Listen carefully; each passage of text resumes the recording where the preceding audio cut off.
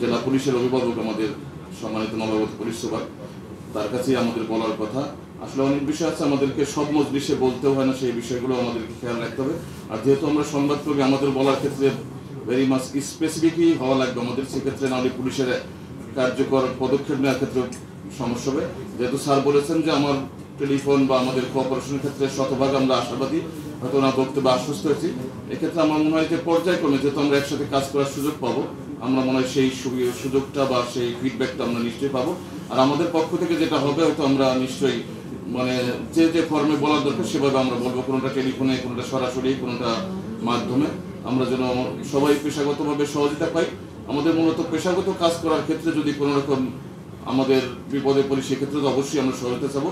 সর্বোপরি এখানে যেহেতু মানে একটা পারস্পরিক একটা আদান প্রদানের তথ্য বিষয়ে আমাদেরও কিছু তথ্য দেওয়ার আছে। শুধু আমরা যেহেতু সংবাদকর্মী না, নাগরিক হিসেবেও আমাদের কিছুটা দায়িত্ব আছে।